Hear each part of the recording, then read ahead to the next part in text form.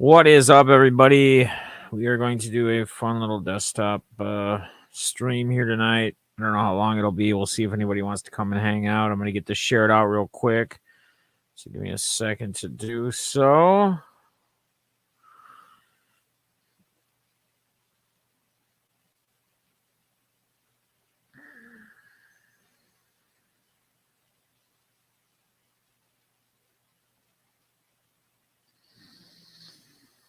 All right. So let me just update something here too quick.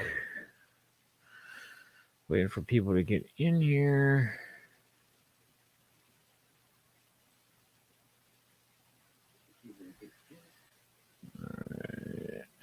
Cobra, what's up, buddy? How you doing, man? First one. How are you always the first one in here? Do you have my notifications set on? I know other people do too, but you're always seems when you come around or you pop in a stream, you're always first. B Phil, what's up, my guy? How are you doing tonight? Sorry that I'm not walking, but it's like 88 degrees here, and Zoe there's no way Zoe'd be able to hack that today. So I did want to do a little live and hang out with you guys, catch up a little bit. But I just figured this would be the best route to just chill, if you will, and stay inside and have a little fun little stream hanging out. I did put up too. I'm going to post the link if anybody wants to join in the live.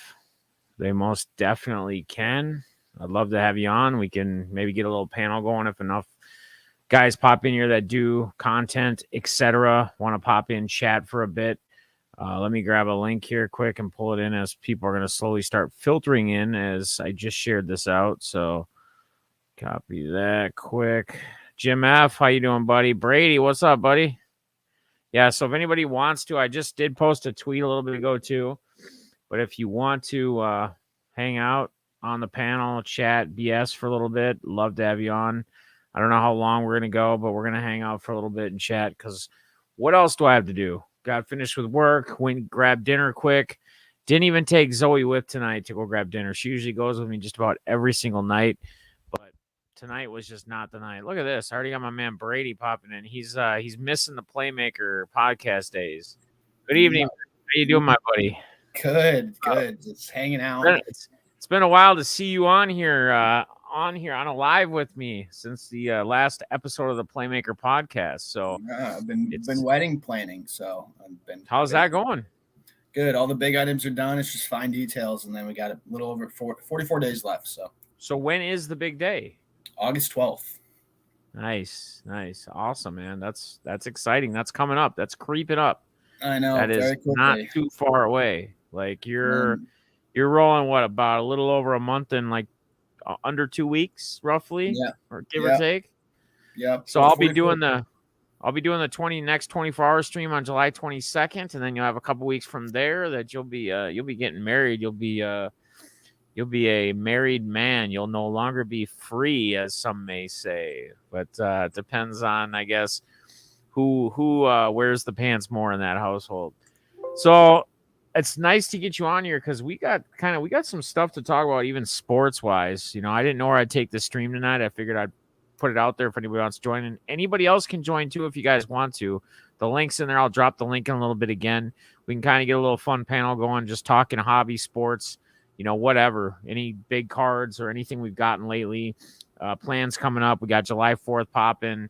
I do want to take a second because Monday as well, I did not bring this up in my stream because I had too much going on in my own mental set with everything that I have going on in my life. But I don't want to bypass. Monday was PTSD Awareness Day or whatever. So I wanted to touch on that or talk about that a little bit. And I feel bad I really didn't. I know we have a lot of people in our hobby community, we probably know people that suffer with PSD, maybe at a lower level, maybe more of an extreme level. I know we have a lot of former veterans or people who have served or have been through some traumatic thing in their life that's brought upon them PTSD. So it's nothing to be taken lightly. There's nothing that can cure it. You know, people have to kind of take it day by day. I was looking at some of the facts on there. Women are more, there's a higher chance that women actually suffer or can get it than men. That doesn't mean that men don't, because there are plenty of men that do. But there's just a lot of different facts out there. And I encourage people to go out and kind of, even if you don't suffer from it, I don't personally suffer from it, but even if you don't, to kind of bring some awareness and kind of look into it a little more, because I'm sure you probably have someone, a family member, a friend, or something that suffers from PTSD. Four Leaf Cards, what's going on? Hip flipping mama, what's going on, baby? Bogarts, how you doing? Good to see you, man. Thanks for popping in. Balls, my man Balls, the brother Balls in the house. Balls, if you want to pop on, I don't know if you do. Again, if anybody wants to pop on, I can share the link. Brady was the first one to grab at it, so here we are. So the first thing I want to touch on, as far as on the sports side, is, did you just see what happened with the Atlanta Hawks and the big trade? I did. I saw the preliminaries, which was Gallinari and some picks. I didn't actually see what the full trade encompassed around Deontay or around Murray, but Yeah. It's a big addition. I think it's the Hawks realizing Trae Young and the age that he's at right now, and realizing they need to pair somebody with him. Yeah. I mean, DeJounte Murray has really been at the top level, probably top 5, top 10 of players that I enjoy watching in the basketball league, and it's been fun to watch him grow. He suffered from an injury that basically took him out. I think he missed almost a full season, and yet this kid is still so young. He's like 25 years old, and I think he was close to averaging a triple-double last season, if I'm not mistaken. He wasn't quite there. He might have been a little low or a little shy on this or that, but it seemed like every other night he was posting triple-doubles. I mean, the kid's amazing. And then that also brings another thing to turn for the Spurs, where now you have one of the Jones brothers, or the Trey Jones, who was a rookie, last year. He now, I think, kind of jumps into that driver's seat as the guard for the Spurs. He kind of was the backup guy. He came in when Murray went to the bench. He also played a little bit side by side with him. So it's going to be interesting to see what this does for Atlanta, and to see where everything else goes. Cobra, brother, how you doing, man? Appreciate you. Appreciate the $10 super chat. How was your day? My day is going good, my man. I'm kind of just moving forward day by day. There was a quote I posted earlier today, because I'm gonna be honest with you guys. Like, I haven't really been like a single man in reality for probably over 9 years. It seems like that's about how long it's been. But I posted a little quote earlier this morning, and I'm just going to touch on it since he dropped that quick before we continue on the Javonte thing. But for anyone else out there too, being alone may not come with a beautiful experience, but it is the best way to find yourself again. And that's truly what I need to do. And I will tell you guys that I did already make an appointment. I talked to you guys, I think, on Monday about my plans that I'd had for a while anyway, about really working out more and getting more back into my old shape that I used to really be into, and really trying to get in even better shape than I ever was. But I did make an appointment. I can't get in this Saturday because of the holiday weekend. They're closed, but I do have an appointment made for the following Saturday. What's up, Nodak? How you doing, brother? And basically what I need to do is I need to get my blood work. They take my blood. They check all your levels, like your vitamin V levels, your testosterone levels. They check everything and anything. Like, they'll find anything. If you have any genetic thing that they can detect in the blood, they'll find it. And then I make an appointment after I get my blood work done. And then I'll probably get on some type of testosterone and whatnot to balance out, my testosterone levels, to get me back to feeling like I'm 18 again, etc. No, I'm not going to be like juicing or on roids. This is all legal. It's basically testosterone. It's not, I'm not injecting anything in my butt or anything like that, but I will be getting back to the levels. I mean, I'm an old man. I'm 44 years old, and my testosterone is obviously not where it used to be. So it's going to be nice to get there, and then that's going to be another driving fact, because it's going to help revive me, bring more energy to me, and hopefully make some changes there. So Cobra, I appreciate the $10. I wanted to take some time to answer your question. The day overall is going all right. Each day I think will get better. I'm not gonna lie, it's not easy. I don't think it's ever easy.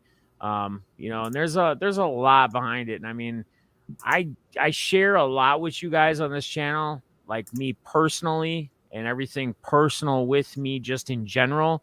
I always try to keep like my love life, relationship, all that stuff kind of off to the side, not really in it, because I feel like you got to have, there's got to be some corner or some place, no matter how much you share with people in your community, etc., that you need to kind of have to keep private.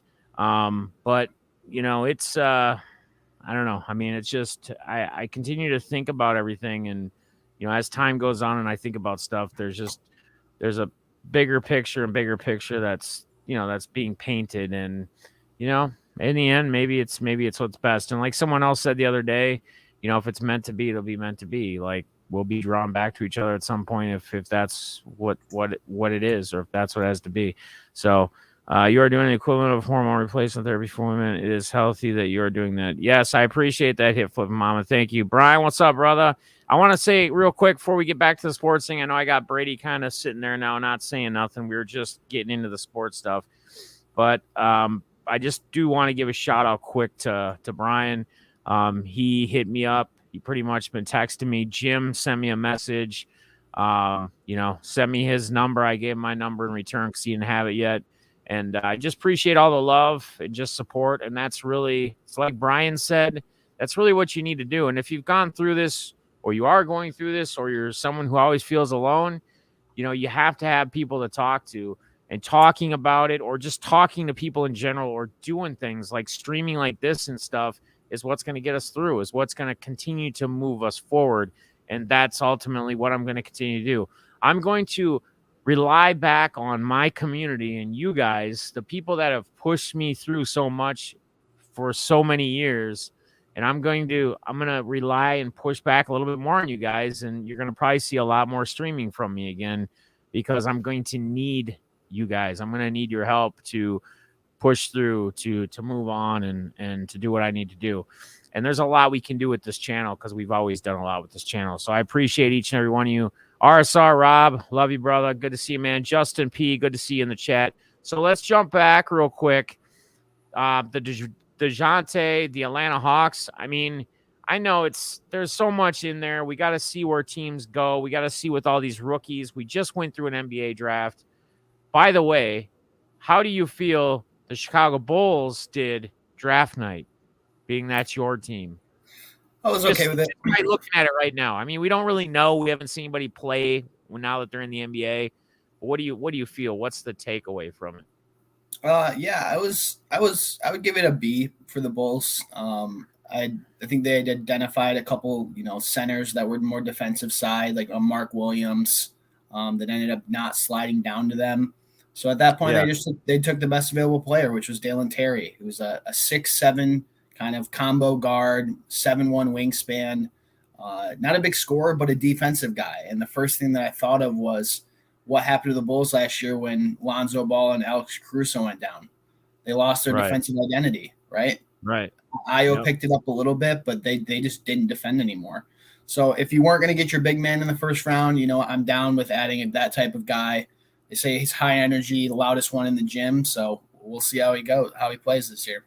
Yeah. On the Wolves side, I was actually throwing stuff at first when we did our first pick, because all I could think of, because I had it on mute. I had the screen on because I was breaking. It was Thursday night, so I was at Triple Diamond in the break room, but I had the big TV in our break room on, but I had to have it like low volume mute. So I wasn't really fully hearing what was all going on. And all I'm seeing is the Wolves drafting that dude from Purdue or whatever, and I'm thinking, why in the world are we picking this dude? This is like a Jake Layman number 2. We don't need another Jake Layman on the Timberwolves. As much as I love Jake Layman, he hasn't played much because he's been hurt. Like, he was out pretty much this whole last season. He's aggressive when he plays 5 minutes a game or however long he gets on the court. But we don't need another guy like that. And then I realized, we drafted him for Memphis for the trade. And then it made sense. And then I'm thinking, Ty Washington continued to be on the board. as our picks continue to get later in the draft, as we're up on our picks. And I'm like, why are we trading again? Or why are we doing this? Why don't we draft Ty? Like, we need to pick up a guard. We got that center, and then we got the center, the dude. I don't know, what team is he from again? He averaged like 4.5, almost 5 blocks a game or something. Last year, Kessler. Yeah, Walker I mean, Kessler. we got a solid big man, which I'm excited about because I feel like Cat truly has to play the 4. He can space the floor too much. He's not aggressive like down low. He doesn't like to get physical, I feel, enough. And I feel like adding somebody like this is what the Timberwolves need. So it's exciting to see. And then I'm thinking, well, why aren't we going after this Ty Washington? And then I realized, okay, well, now we get more kickback to us. And I was like, okay, I can live with that. I can deal with that. So personally, like if you're asking me to grade on the Wolves side of things, I would say I'm probably in about the same boat you are with the Bulls. Probably a B. I would have preferred to have Ty personally over Moore, but we'll see what happens. We'll see who ends up being the better guard down the road. Moore could end up being that better player. And apparently I didn't know, but I've heard about this, that Moore and Anthony Edwards have known each other since they're like 10 or 11 years old. They played in a lot of different teams throughout the years growing up. So it's kind of interesting. It'll see how that formulates and how that kind of rolls out as the seasons move on and, he continues to get better and gets more playing time. So Tedster, what's going on, buddy? Good to see you, man. So we're a ways out from the NFL, but the NFL has always been really our baby, right? With the Playmaker podcast. And I got one of my fellow co-hosts from the podcast on the channel right now. What are your feelings? What are you feeling? What are you seeing just from like words around and what we're kind of the news out there and where teams are? Like, is there any early, way early preseason like teams that you're really like, wow, I feel like these guys might have something together as far as what I'm seeing right now? Is there anything that sticks out to you, Brady? There's a couple different things. The first would be just the AFC West in general. Right. Yeah. It's gonna be wild, and I think a lot of those teams are realizing the competitiveness of the division. For some reason, there seems to be a bunch of these veteran wide receivers still out on the free agency market. There's multiple teams that could use a guy, even like Odell or Julio. Yep. I mean, the Bears for sure need another wide receiver, but so there's a couple different things. I mean, I personally right now, if I had to pick a team, I'd go with the Bills. I'm a huge Josh Allen guy, but me too, that's one of the things about the NFL, the way the schedules are structured. They do a great job at putting teams in opportunities to make big jumps and big steps back with the way they schedule people, right? The number ones in all the divisions play the other number ones on those division crossovers. So, then it's funny because no matter what team you talk about at the beginning of the season, everyone's optimistic. Right? Exactly. Everyone's like, "Oh, this is the year." I hear the Jets fans going, "It's like the Raiders." It's like the Raiders too, right? Yeah, it's like the Jets. Like you say, the Jets. It's like, yep, Bryce Hall is like dominating the backfield early on. He's the number one clear cut. He's gonna for sure share time with Michael Carter. Just depends on who's gonna be the one back. But right now it's Bryce Hall. And my feelings with that whole thing is if they actually have somewhat of a decent offensive line, yeah, Bryce Hall, the Jets, Zach Wilson, like Elijah Moore, these guys might get it together. And they drafted Garrett Wilson. Is that who they drafted, right? From Ohio State? Yep, from Ohio State. So, I mean, they are a very young team. They're putting things together. I think obviously it's probably a little too early and it's a little too soon. It's probably even if these guys really come out and ball out, I don't think they're going to be in a position with being how young they really all are together that they're going to be somewhere that's going to be deep in a playoff or even make playoffs, this first year as all these guys come together and play. But let's talk a little bit about the Chiefs. I see Bogart says Chiefs are looking good. Now, do you feel like the Chiefs are looking better in your opinion, Brady, or do you feel like maybe they took a step back with the whole Tyreek Hill thing, going over to the Miami Dolphins, Shout out to Flip and Mama because they're Dolphins fans at that household over there.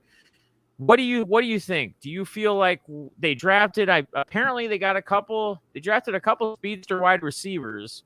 Yep. That they feel like maybe like the Sky Moores of the world, and there's one other guy they feel like maybe could kind of take that Tyreek Hill place. I don't know that you're really ever going to replace Tyreek Hill because, and honestly, I feel like he's a receiver with his type of ability, athletic ability, his speed, and everything else together. I feel like he's a once in every 10, 15-year receiver, just that style of receiver that's at that hype or that ability. I mean, what's your takes?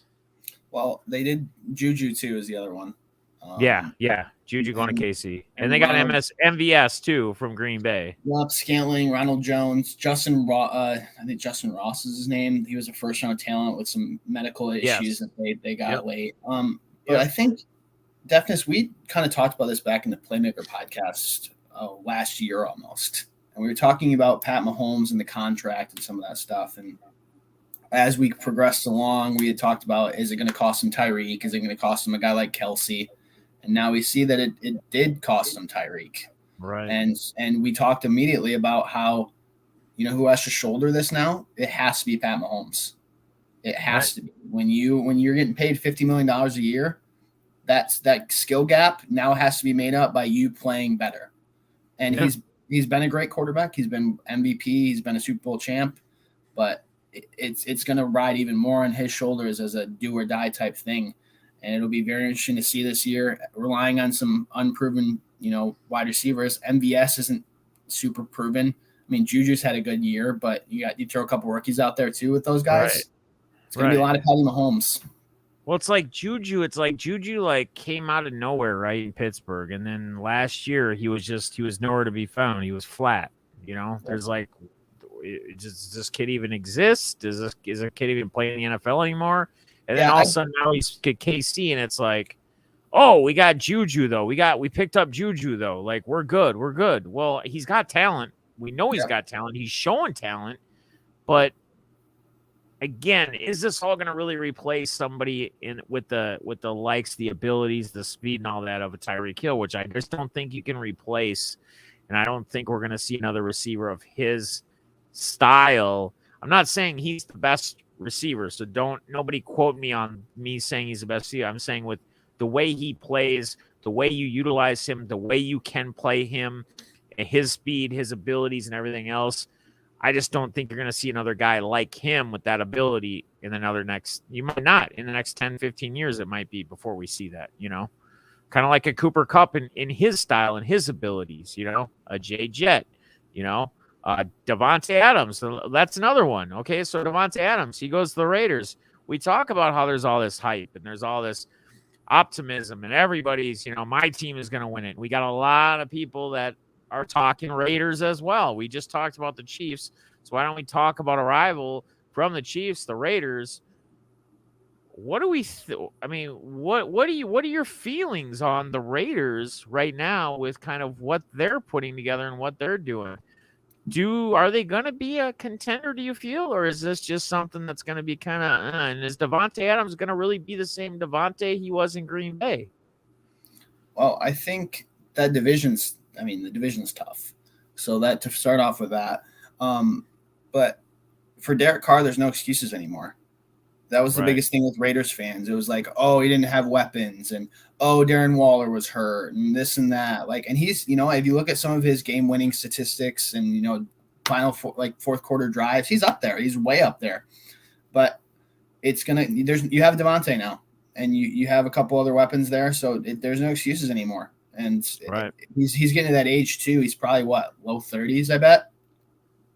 He's probably at a make or break point of his career in regards to, is he going to be that type of quarterback that's just meh, or is he going to take the next step? And I think that's what their hope with Devontae is to help him take that next step. But like I said, there's no excuses anymore. So yeah, he's 31. He is 31 years old, and Devontae is 29 years old.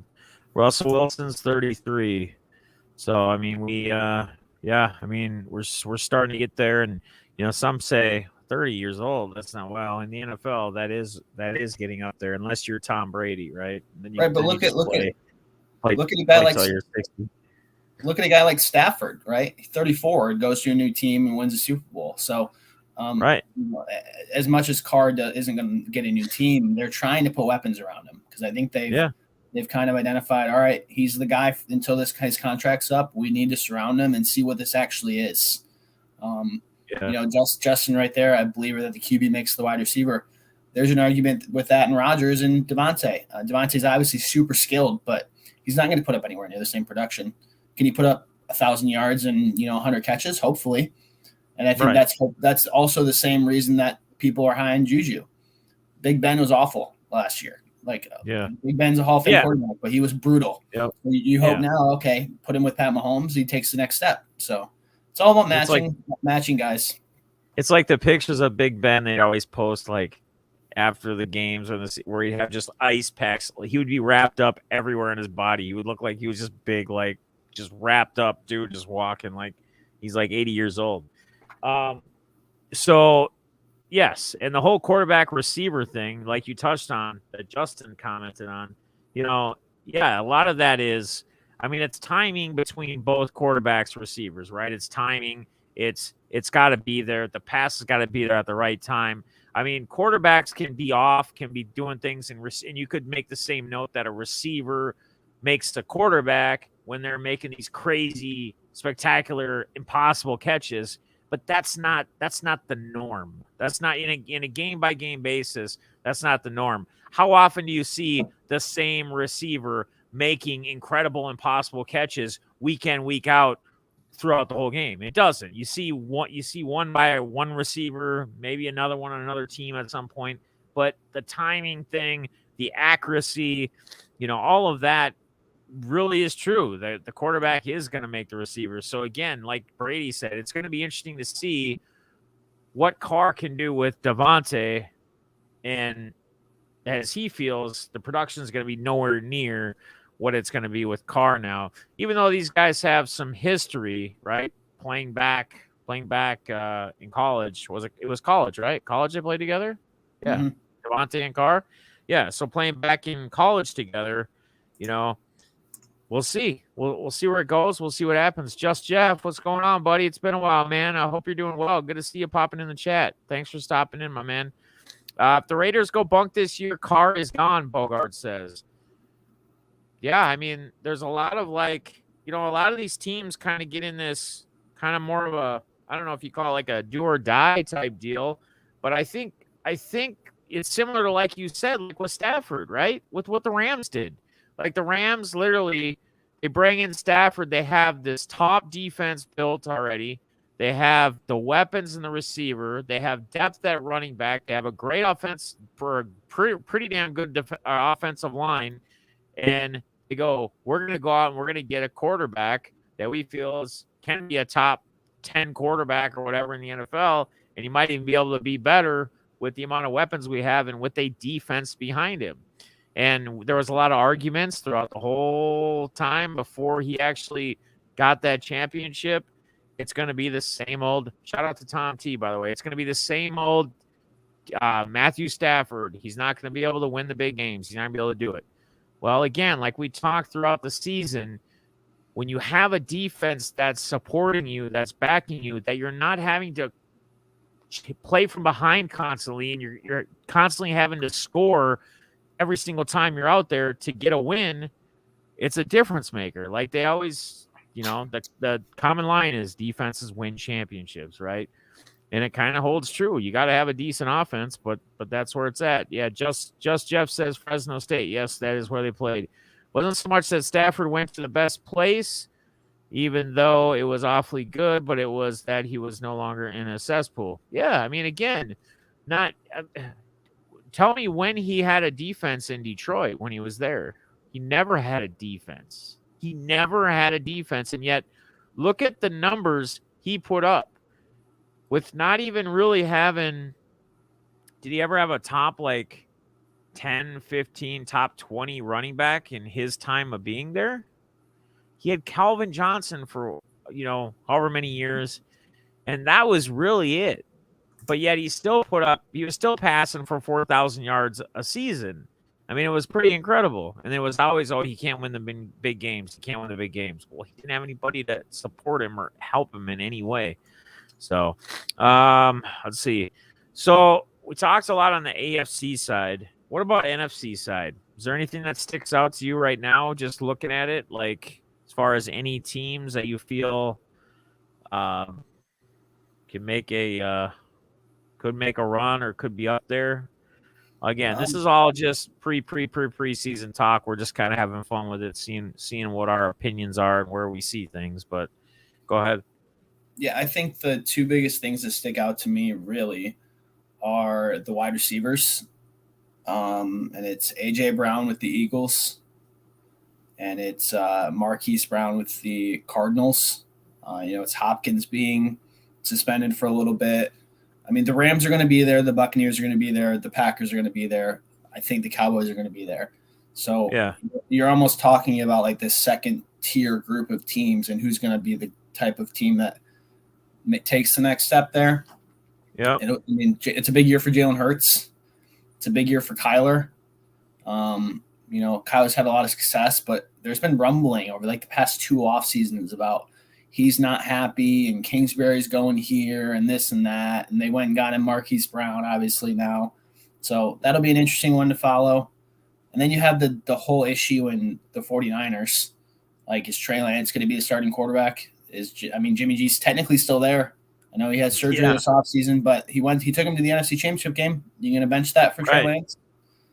So a lot of questions. But yeah, the whole Trey Lance thing, I mean, it honestly, without us really even knowing, it does honestly feel like there's a lot of people out there that feel like Trey Lance is going to be that dude, and maybe he will be. Who knows? It's early. There's time will tell, but I don't think Trey Lance is going to be a guy that's just going to jump in if he does be that. If he is the guy, if he is the starter there, I don't think Trey Lance is a guy that just gets them right back to where Jimmy G got him to last season. I don't think it's even close. I think he may eventually at some point, if he can continue to improve and grow. And the word was at the end of last season that he was going to basically dedicate all off season to improve himself. Trey said this. I don't remember, someone interviewed him or something, and he said, because he felt like this was going to be his team, like he was going to be taking over the team.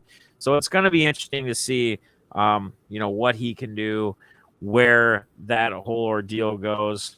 I'm trying to think of anyone else in the NFC that really sticks out right now as where do the Rams? Where do the Rams? Are the Rams still a contender? Are they someone to defend that championship? Possibly. Do we feel like they can get all the way back there again? I mean, what's your thoughts on where the Rams stand after winning this?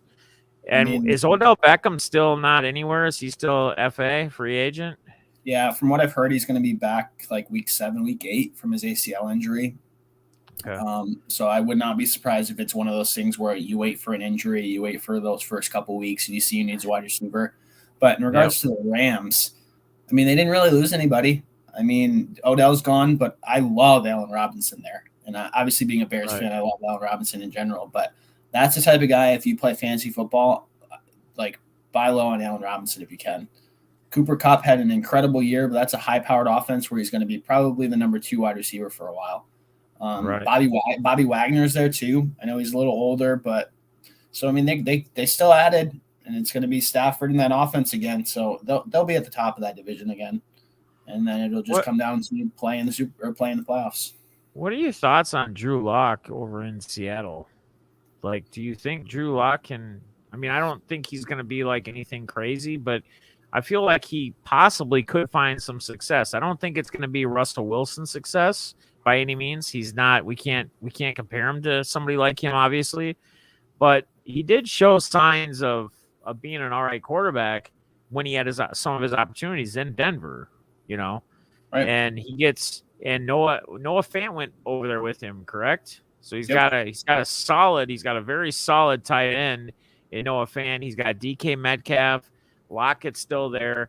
Running back wise, they got Chris Carson and Rashad Penny still, right? And they also drafted Kenneth Walker from Michigan State University. So Kenneth Walker could be an interesting player to develop in Seattle as well, which could make things a little bit interesting. It will be interesting to see what he does over there. And then there was another team. I'm trying to remember who else I was thinking of on the NFC side. What about the Saints? What are the Saints? Is Winston going to be the guy over there? Is he going to be the guy over there? Is he going to be that quarterback for the future? Is Taysom Hill going to truly be a tight end? Maybe come in on some trick play like they've always done with him? Yeah, so for the Seahawks, I think Drew Lock is a 1 year holdout. I think that's what he is at this point. Yeah. From their commitment with DK, Lockett, some of the other guys that they have, drafting Kenneth, I bet you when they traded Russ, they had to have told Pete Carroll this is going to be a quick flip. This isn't a 3 to 4 year thing. This is we're going to do 1 year, get our quarterback, and try to start winning again. So I would not be surprised if Drew Lock's the quarterback for this year, and they're going to be a bad football team, but they'll take a quarterback early next year.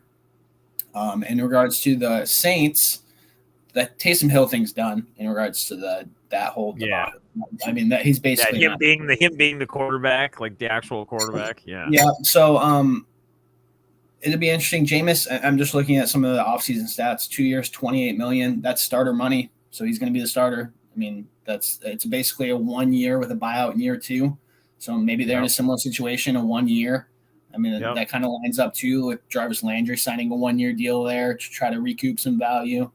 Tyrann Mathieu obviously added in the offseason too. So they're intriguing. I mean, they what did they go? They went 9-8 last year. They weren't a bad football team, but I just don't trust a football team with Jameis Winston at the helm.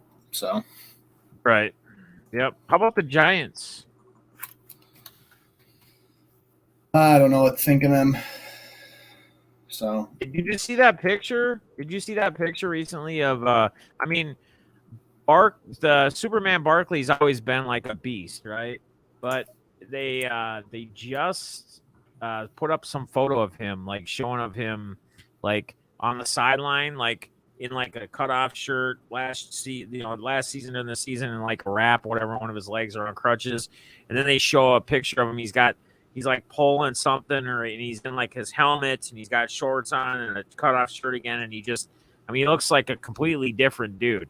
He's always been a beast. Like the thing was, like the dude could squat. When he was drafted in the NFL, like he was pulling semis or like towing semis with rope, and he was doing like squats like 900 pounds or some crazy numbers. The dude has always been an absolute beast, but it looks like he's just taking himself into even another level, which is with his physicality. So we'll see his physique. We'll see if he can actually get something going. Daniel Jones, that's another guy to talk about then when we talk about the Giants. The Daniel, what do you want to call this? The Daniel Project. Trust, I guess another trust the process thing, if you will. Or what's another word we could use? Not a project, but if we're trying something, I don't know what the word I'm trying. It's not sticking to me right now, but that's just another. It's another interesting thing to see. We got Kadarius Toney there. They got Slayton. I mean, they got a good They got a good little receiving core as well over on that team in New York. It's just, can Daniel Jones get it done? Can his offensive line protect him to give him enough time to actually be able to do anything? I mean, and that's I guess a big part of all of this as well, as we always roll into it and kind of dive in, is are these quarterbacks even given the ability to have a chance to make a play, pass the ball, etc. So Lions aren't toxic. No, I see Lions kind of, but it's like as bad as the years the Dolphins sucked, reinvented. That's, the Dolphins with Tyreek Hill, Tua, Devontae Parker. I mean, who's the running backs they signed? Who did Miami? Miami signed a new back, right? I'm not sure. Chase Edmonds. So they picked up Chase Edmonds, which they got Waddle over there. they have like 7 running backs, and they have Edmonds, Michelle, Mostert. There's like 3 other ones. It's like they don't know. It's a bunch of Mac guys. Right. Jags going to win 6 games. Alex Bernard says, you know, it's we'll see. Year 2, Trevor Lawrence. We'll see what this guy can do. I picked up remember Alex, I told you I picked up another T-Law. I got that little Prism Pulsar T-Law there patch from Prism. It's pretty dope little card. That'll be in the next auction. Man, might just wait till the 24-hour stream though. But yeah, Jags will be another interesting team. I mean, there's just besides the AFC West, it just seems like a lot of these other divisions are pretty well balanced, I guess. AFC North AFC North right now. Too. AFC North, yeah, AFC North, AFC West. Everyone else is just kind of more or less kind of balanced out. And I don't know, man. It's definitely gonna be a interesting, fun season. I can't wait for it. We're gonna be doing. There's gonna be a bunch of fantasy. Anybody who's into fantasy football or anything, there's gonna be a lot of fantasy football stuff going on here as we get closer. We actually started a dynasty league, which is gonna be fun. So starting it for the first year this year. They don't make him like Barry anymore. He was the most talented and most humble at the same time. He was smart, retired. Yeah, I mean, he did retire early before he got hurt, before anything happened to him, that could probably entail any kind of damage, head damage, brain damage, what have you, as he continued to play and got older. Because so what do they call it? The CT, what is it? CTE. What's CT? Yeah, the CT thing is real. I mean, and we continue to find out more and more about it with these players as more things happen. I mean, go back to the whole Fernandez deal. When they freaking looked into his brain after he had killed himself, and they said he had the brain of like a 70-some-year-old guy or something, or 80-year-old guy. I mean, and he was only 20-some years old, late 20s. I mean, that's just crazy. It's absolutely insane. Yeah, chronic traumatic encephalopathy. Hip flipping mama. Hernandez. My bad. Hernandez. I get Hernandez, and then there was Fernandez, who was the pitcher that died in that tragic boat accident. Aaron Hernandez. He played for the Patriots. He was a tight end. They actually, I don't know if you have not, flipping mama, if you have not seen this on Netflix, you need to watch this. It's a very interesting documentary story about him. So he ended up going to prison, and he ended up basically killing himself in prison. He hung himself, but there was a lot more behind him that they found out about, that you hear about, that nobody knew about until they released this documentary on Netflix. Like, he had actually been involved in some other killing or shooting or something, and the car that they had used when they did this is while he was playing football, it had been hiding at like his mom's or stepmom's or aunts or somebody he knew. It was basically sitting parked in her garage. Nobody knew about, and they came across it or found out about it like after he had been incarcerated years later, like in prison. I mean, it's an insane story. It's sad because the kid had so much potential, but he suffered from CTE bad. And not to say that that's why he did what he did, but they basically took his brain after he'd killed himself, and they tested it, and they said he had, I don't remember, don't quote me on it, but he had like the brain of like a 70 or 80-year-old from how much impact he had from playing football for so many years. Just absolutely insane. Junior's mom's speech was awful to see. Yeah, Junior Seau, another one who, another football player who suffered from it. Who was it? Chris Dolman for the Vikes?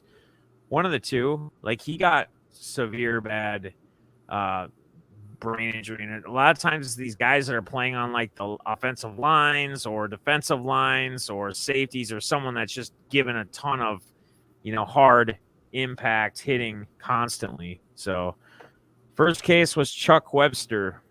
Chuck Webster played for the Pittsburgh Steelers, correct? If I'm not mistaken, I believe he played for the Pittsburgh Steelers. Yes, shot himself in the chest. Yeah, Junior shot himself in the chest so that they could test his brain. I mean, it's crazy. It's crazy the types of things. Yeah, Mike Webster. Mike Webster, I believe, even when in the playing days, I believe he even broke his arm and he played with like a cast on his arm. I mean, those were the days when all those guys did stuff like that, which is just absolutely insane. Nowadays, if their pinky gets twisted, they're on the sidelines and out for a week, it seems like, unfortunately. And we don't know. Me and Brady, that's one thing we've talked about, too, in the past, like players who take days off or rest days or they're hurt. A lot of times it's not always the player's decision. Sometimes these players actually want to still play, and the trainers, the coaches, whoever just won't allow it. They're going to tell them, nope, you're not playing tonight. You're going to let it rest. You're going to let it heal. I don't care if it's not that bad. You're taking tonight off. So sometimes we give these players hard times, like, oh, look at him. He's not playing because of this. But I don't know that it's always really the player's decision that they're like, hey, yeah, I want to sit out this. I got a sprained finger and I want to sit out. I think a lot of times it's coming down from the uppers. So Chuck Webster. Well, I think one of the things that sticks out in my mind is about that topic. After Kobe passed away, Vanessa kind of came out and said, what she asked why Kobe never took a day off, and he basically said, "What about those people that saved up money just to see me play once, this one time, right?" And It's like, if it's something very serious, you're going to put your own health obviously ahead of that stuff. But in today's game, a lot of it's just like, I'll take a rest day. I don't feel like being out there. So right. And some of it, I think, though, like I was saying, I think some of it can be player driven, but I think some of it too is the actual coaching or staff, whatever. Because, dude, like, look at this. Okay, here's an example. Here's a perfect example of this. Byron Buxton. So he gets hurt so often, right? Minnesota Twins. He's almost MVP level when he's able to play and he stays healthy. But now the Twins decide that they're going to play him differently. They're going to have off days, so he's not going to play every game. He's going to play 2 games and then he's going to be off. They try to help avoid, which I don't know how that really avoids injury. Yeah, I can see overexerting, playing too much, but I don't know how that really avoids injury. Yes, you're just having him out one last game here and there. He might not run into the wall and, pull a hamstring or something like he may do because of how crazy he can be out in outfield and his defense. But that's coming from management, managers, trainers, etc. I can guarantee you Byron Buxton wants to play every day. Every day they got a game. He's not going to want to take a day off. He's going to want to be out there playing. So just kind of depends, it comes different ways. Votto just did that, signed the ball to a little girl, apologizing that he didn't finish the game. Yeah, I mean, and that's pretty cool. That's pretty awesome. Did you guys hear about I saw a post for the Royals. Dude used to pitch for the Astros. Greinke? Is that Greinke? Some dude had a ball and a pen, and he was walking down to give it to him. And Greinke grabbed the ball like he was going to sign it and just threw it across the field, as far as he could throw the ball. And he asked him, why'd you do that? And he goes, because I wanted to or whatever. I wanted to see how far I could throw it. And then just walked off. Dude, what? What an asshole. That's just, if you don't want to sign it, just say you don't want to sign it. Don't grab it and act like you're going to and then do something different. But they shot cortisone directly into the joint, and that player wants to play because they feel no. But yeah. A lot of times that's it. But sometimes too, some of these injuries aren't aren't really even in need of cortisone shots, I don't think. Yes, some of them are, obviously, and some are way more severe. But then there's some of these that are much smaller at a much smaller level that, I don't think they need cortisone shots. It's just either the player decides they don't want to play or management or the coaching staff says you're not playing today. Take the day off. Then sent ticks to her. Oh, really? Got tickets and all that in VIP style? That's cool. That's what it's about. I mean, not that anybody and everybody should expect that. Like if they go to a game and the star player or the player they want to see doesn't play or sits for that day, but that is a pretty cool act of kindness and cool by a player to do so. So, is there anything else that's sticking out, Brady? I know you're over there on the computers diving in, looking at something. Well, what else? What else you seeing out there? My question is, did you see any of the Freddie Freeman return to Atlanta and that whole reaction? I saw a picture of him super teared up and said it's like think about being in a 15-year relationship, and then it being gone, or are you leaving? Did you hear that he fired his agent? He fired his agent? No. I'll bring up the tweet because it's Freddie not good. Freeman fired his agent. So did he?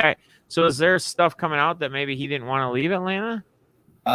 So Freddie found this out in Atlanta this weekend that his agent Casey Close never told him about the Braves' final offer, and that's why Freeman fired him. He found out in Atlanta this weekend, and Doug Gottlieb says it's not rare for this to happen in the MLB, but it has happened before, and close people knew, or that his agent knew Freddie would have taken the Atlanta deal if it was presented to him. They never presented it to him.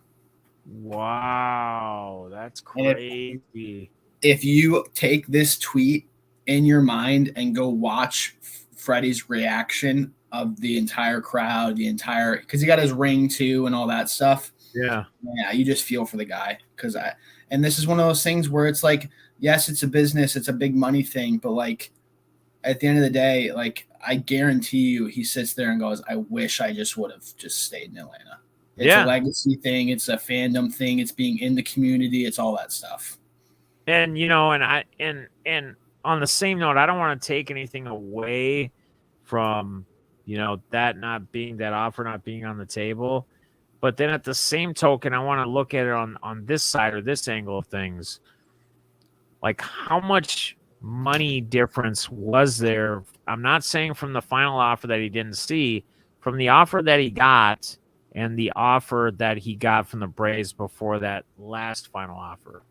And from what I've heard, it was a 1 extra year and like $20 million. So on that same token, right?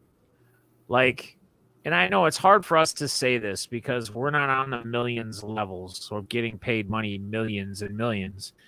But when you're like 100, 200 millions, whatever the millions pile up on, and we're talking like 20 million one different year, being with a team that you've been with for 15 years that you love the place, you love everything about it, you love everything behind it, your family's been here that long. What happened to the players that stick with the team or stay there, even if they're not offered that same amount of money? There's 20 million offered more or less, or more here and less where I'm at, where I've been at, to just stick it out and just say, you know what, I'm going to stay here and I'm going to sign here. I mean, and we can't speak for him. We can't speak for anybody that does what they do and decides what they want to sign. But it just seems crazy to me that the way he was attached to Atlanta and all of this now that's coming out, that, and maybe he thought for a long, long time about it before he made that decision, but that $20 million really in the end didn't mean much when he was getting that big of a contract. It's not like a guy that's getting paid $300,000, $400,000 and, he breaks out 1 year all of a sudden and the team he's on is like, well, we're just going to offer you 1 million here, but he's just been there. And then another team like the Dodgers says, you know what? we see it in you, kid. We think you have a lot of potential. We know you're going to do big things for us. We're going to give you 20 million. And he's like, well, hell, I've been on this 300, 400,000, and I live this lifestyle with all these guys that make millions. Yeah, I need that. I want to get that 20 million. This is a guy that's in 6-figure contracts already, and we're basically just talking $20 million. And we just say just 20 million, but it's just kind of just is just 20 million when we're talking 6-figure and millions, like in a contract. And again, we can't speak for them, but it's so crazy to me that he could love the place, and I believe that he does. And you can see it in his emotions. But then, without even knowing that final offer, if it was 20 million difference, why didn't he just stay and just say, you know what, I'm going to take a little less money? And you know what else I feel that does? You think about this when there's those few players that do that to stick with the team that they've been with forever, how much more love that would have shown, and within the fans and everybody that already loved him, but going, all we would hear about after that all happened was, man, Freddie Freeman is the best, man. He turned down more money to stay in the city and the team with the team that he loves the most.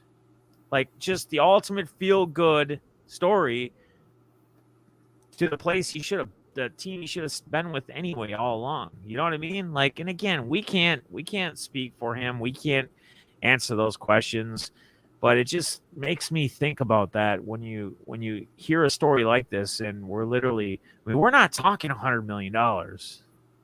We're talking 20 million, which is a lot of money, but for someone like him, that's not that much money. Let's be real. That kind of brings me back to, I mean, you know how I felt about when Rizzo got traded. Yeah, it's got to go both ways, right?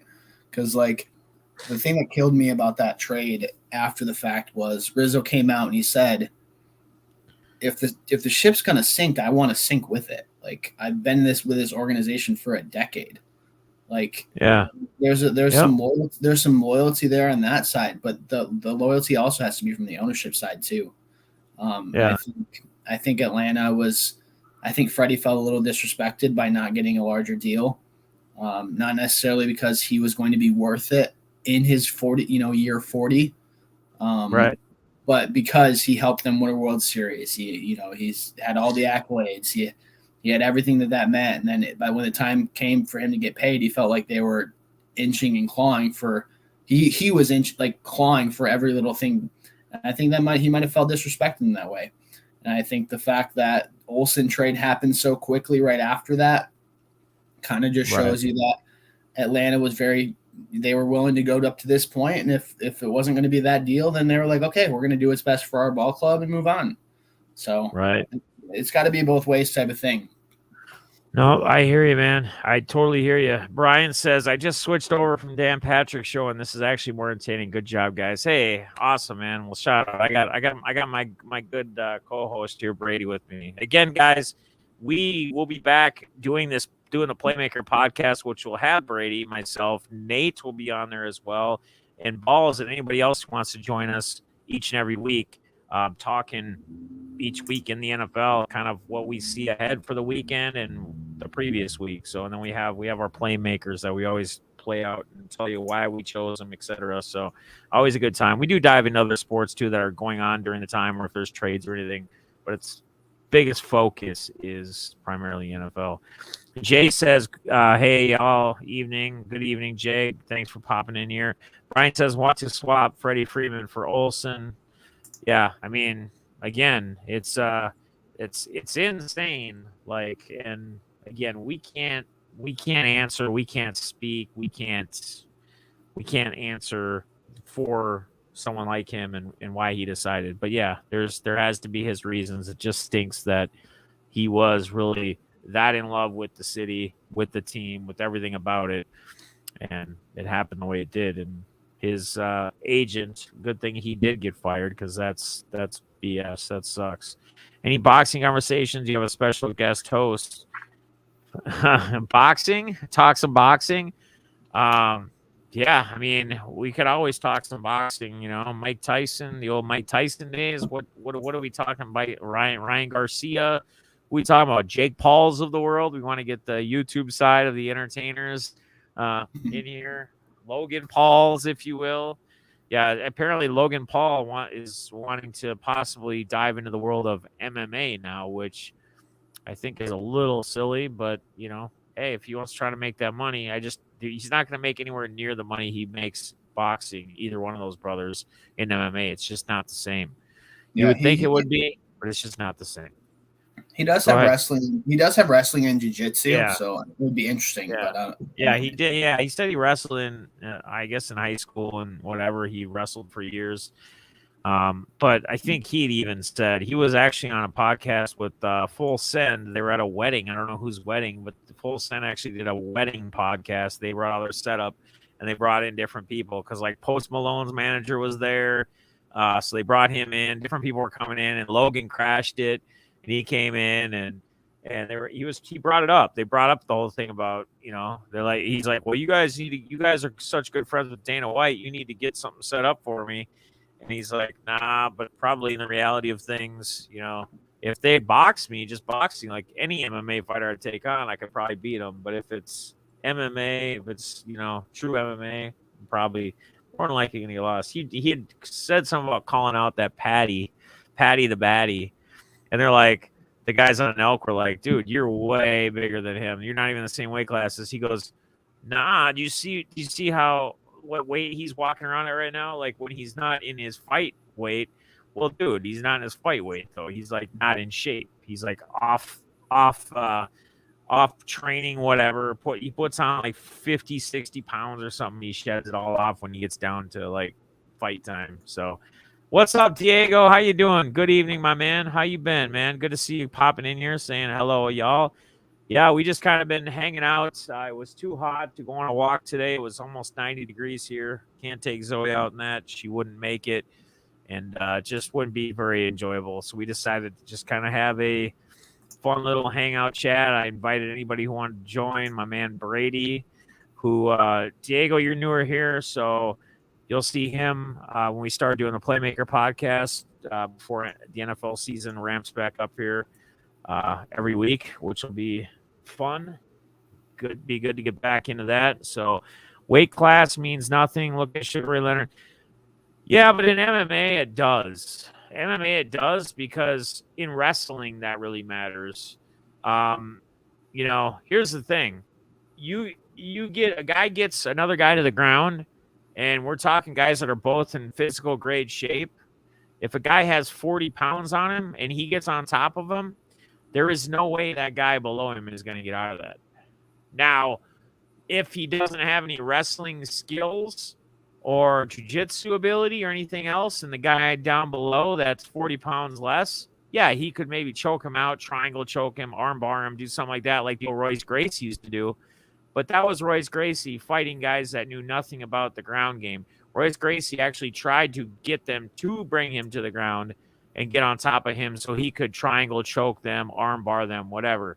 But if it's a guy that doesn't know anything about wrestling, whatever, he's just going to get destroyed like Royce Gracie did to guys that were 400 pounds and he weighed like 160.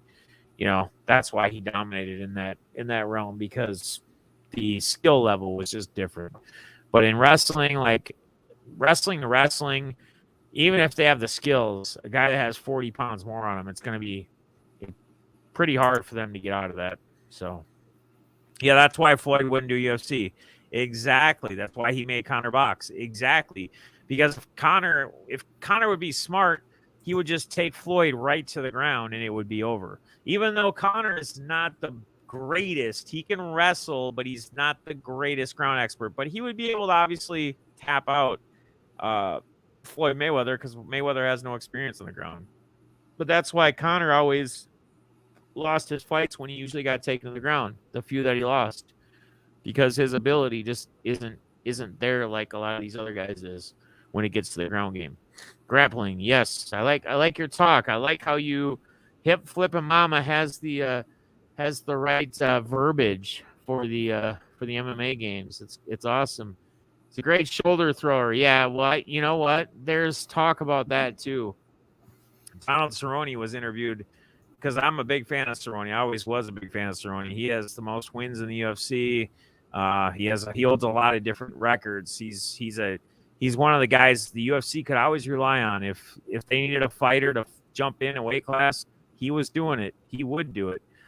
And that fight, he even said like he didn't want to be in. He didn't want to be a part of. Like he took the fight, he got paid, but that little shoulder knockout hit the nose, whatever. I mean, he just wanted to get out of there. He didn't make it like an excuse. He's like, Conor won fair and square, but he said, I honestly did not want to be in that cage with him. You know, he's old. He's old, man. He's been through so many fights. So I'm not hip flipping mama says I'm not a normal chick. Gotta head out, Dev. Great to see you and the others here. Just Jeff, man, I appreciate you popping in and saying what's up, man. It was good to see you as well. So, but yeah, he is a great shoulder thrower. That's right. I know quite a lot about sports. That's awesome, hip flip mama. You should join us on a Playmaker podcast when the football season starts if you follow football too. We love to have extra voices on, extra ideas. Brady, you see anything else over there as you're diving through the computers, or you putting together some other plan or something else? No, nothing. Just scrolling. Nice. Anything? No other big trades popping that I'm not seeing besides that whole DeJounte deal.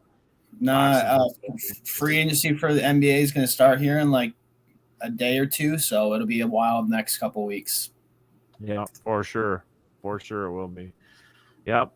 Well, cool, guys. I don't know that I have much else. Brady, you got anything else to touch on tonight? I think we had a fun. It's a little over an hour. I mean, we went longer than I probably expected. I didn't really know where this would go or what it would take us to, but it's always fun to just do these random, streams and just kind of. And we had something to start off with the whole DeJounte news. So, I think we're good, man. Anything else? Anyone else got anything they want us to hit on, touch on quick before we get out of here? Otherwise, we are going to wrap this thing up. So much boxing to cover. Yeah, well, we'll do it sometime here. We'll plan a boxing show, a special boxing show. How about that? You tell me exactly what boxers we want to touch on or what we want to talk about with boxing, and we can set it up. I'd love to do it. I'd be a fan of that. So weight classes mean nothing. Yep. So a lot of boxing coming up. There's MMA. There's big MMA fights this weekend too. I'm not sure about the boxing events that are happening, but Sugar Shane is fighting in the UFC. We got 2 belt titles in the UFC. Max Holloway, Alexander. Who else? We got what's his name? The middleweight champ. I'm thinking of his Kamarer versus Adesanya, I think is who it is.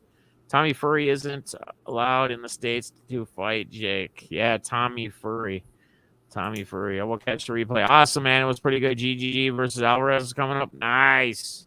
That'll be a good boxing match for sure. So, guys, I will be breaking tomorrow night at Triple Diamond Sports Breaks. The link's down in my description as well. If you want to sub their YouTube, I'll be on usually around 6:30, 7 o'clock Central Standard Time. If you want to get in any breaks, we do live fills as well. Do some filling during the break during the night. But it's TDSB or TDS and then breaks.com is the website. You can check that out. Otherwise, I don't know. Maybe I'll go live sometime this weekend. If for some reason you guys don't see me before after the weekend, everybody have a safe and happy 4th. I'll probably stream before then, though. And I appreciate Brady coming on tonight with me. It's been fun having you. It's been fun just kind of chatting, talking some football, getting some ideas stirring, getting some stuff rolling here. And we appreciate you guys. Good night, man. Love y'all. Have a good night. Be safe. Peace.